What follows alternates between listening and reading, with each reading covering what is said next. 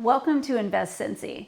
Today I want to talk a little bit about appraisal gap because it's an important term to know, because if it hits you, you're going to want to know all about it ahead of time.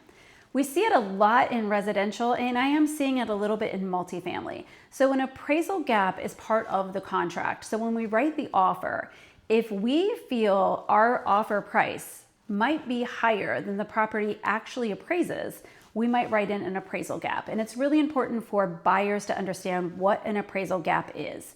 The appraisal gap is essentially when we get the appraisal back. So say you offered $200,000 on a property, but the appraisal came back stating that property was only worth $175,000. We have a $25,000 gap in what we offered to purchase the property for and what the property appraised at. So a couple things can happen. First of all, as an agent, I'm going to contact the listing agent to let them know that, hey, the appraisal came down low. Then what I'm going to do is, if I haven't put an appraisal gap together when I submitted the offer, I will go back to my buyers and state, hey, there's a $25,000 gap in what the property is worth and what you're offering to pay for. We have a couple options. We can go to the seller and see if they will simply reduce the price to the appraisal amount.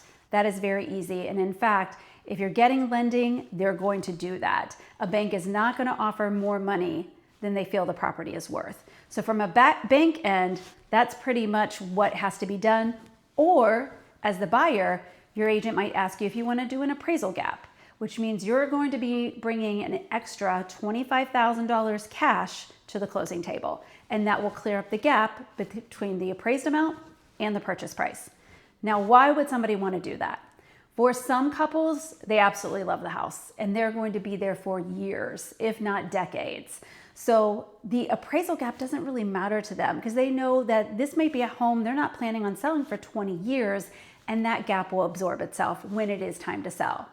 Why would you not want to do an appraisal gap? Well, simply you may not have the money in pocket to bring to the closing table to close the gap. You might feel like you don't want to buy a property that is not valued at what you are purchasing it for. And secondly, some people may be in there temporarily. So if you're looking at only living there for a couple years, you might end up upside down when it's time to sell. So lots of reasons, but either way, it's definitely something to think about. Make sure if your agent brings it up to you when they're writing the offer, a lot of times we'll know that what we're offering is fairly high, and we may not be able to see comps that support that number. So I might ask you, hey, while I'm writing this, would you like me to write an appraisal gap?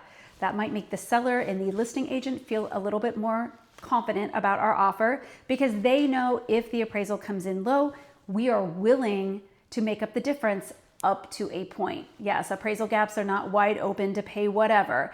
When you do the appraisal gap, there is a cap on it. So say, for example, I offered $200,000 for my home. Maybe I want to do an appraisal gap that will cover up to $10,000 extra dollars. So again, you can control how much money you're coming out of pocket with, but it's definitely something to think about before you write the appraisal gap.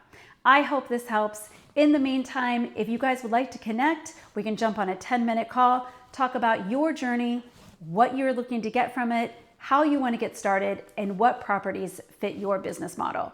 All you got to do is look at the notes below and schedule a call. Again, have a fabulous spring. Spring market's definitely here, and we'll talk again next week.